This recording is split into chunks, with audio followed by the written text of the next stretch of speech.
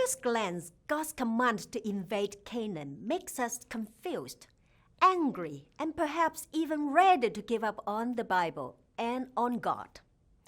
Why would a good God send his people to take land that belongs to another nation? Is this just one more example of people using religion to justify violence and conquest? If Jesus said to love your enemies, why does God declare war on them in the Old Testament?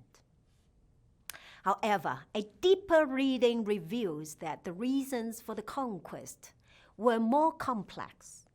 The scope of the destruction was smaller, and God's mercy was present throughout.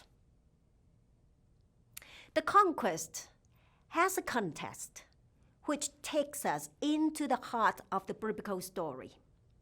In Genesis 1, God made the heavens and the earth and declared his creation good.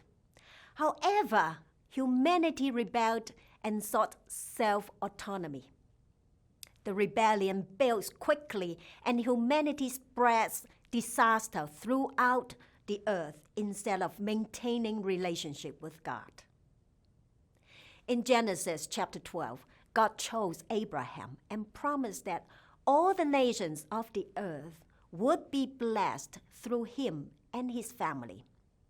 God told Abraham that his descendants would inherit the land that was then inhabited by the Canaanites, so that Yahweh would be their God and they would be his people. After all, the plan was that Abraham's descendants would be a blessing to all the world. That is promised in Genesis chapter 12, verse 1 to 3. God called them a kingdom of priests, and this land was to be the place where their royal priesthood would begin.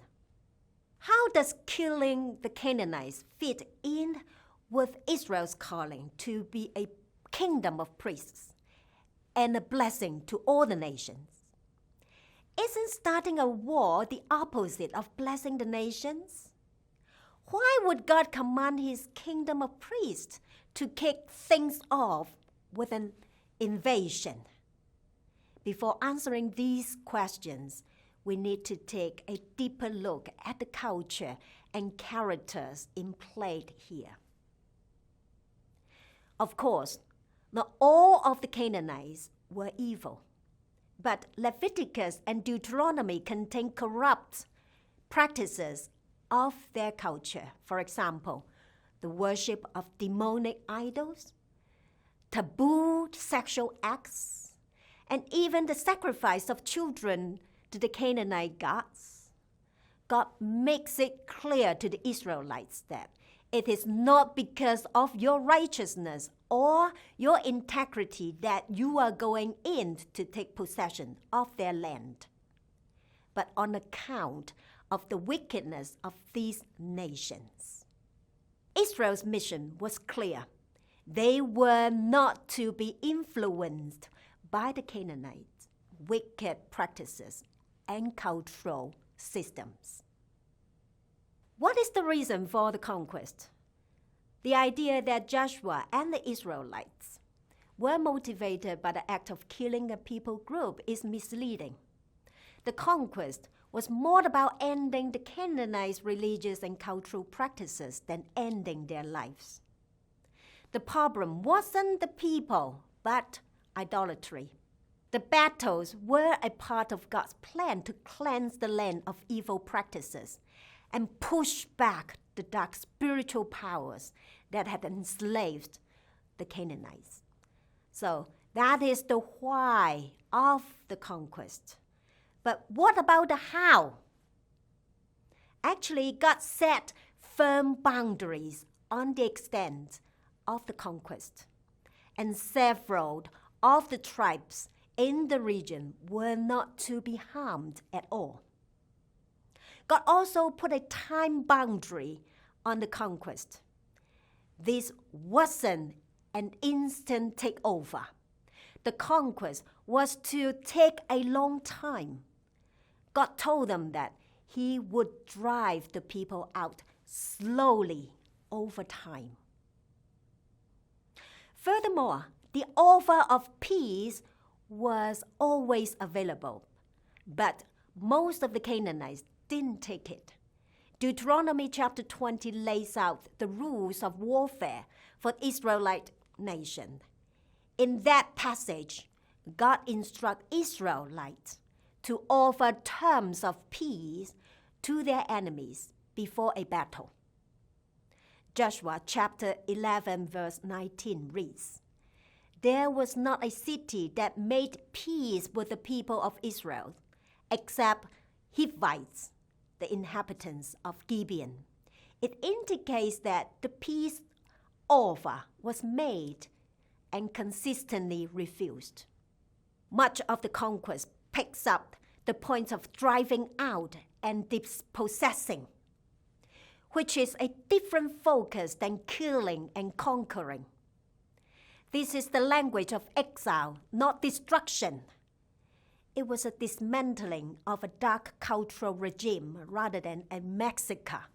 Actually, only 3 fortresses were totally destroyed. That is Jericho, Ai, and Hazor. Most often, even if a city or a region was to be taken, its inhabitants were not to be destroyed. For example, there were cities that the Israelites conquered where we were told that no Canaanites survived. Let's say Hebron and Debir in Joshua chapter 10 verses 36 to 39. But just a few chapters later, when other Israelites go to these cities, there are still Canaanite people living over there. After all, doesn't the text say over and over that Israel's enemies were totally destroyed? There's got to be something about the rhetoric of battle language. The Conquest accounts use extreme battle language to describe what Israel was doing in Canaan. For example, nothing was left alive that breathes, totally destroyed, and left no survivor. However, they should not be taken literally due to the use of rhetorical bravado in the text. As Paul Copan explains, Joshua used the rhetorical bravado language of his day, asserting that all the land was captured, all the kings defeated, and all the Canaanites destroyed.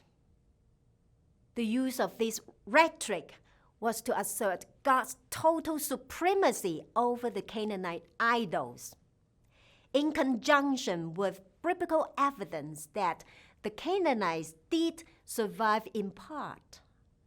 This provides compelling evidence that although there was certainly death that occurred as part of the conquest of the Promised Land, it was not for ethnic cleansing. To sum up, though the conquest of Canaan remains a difficult text for many, the clearer picture of the context and the scope of the conquest help ease some of the tension we all feel when reading these passages. The purpose of reading the Bible isn't to look for ways to square it with modern ethics or even to answer all of our questions. The story the Bible is telling is about God's mission to restore His rebellious creation and to bring all of humanity back to Himself. Every part of the story points toward this meta-narrative of redemption, even the conquest of Canaan.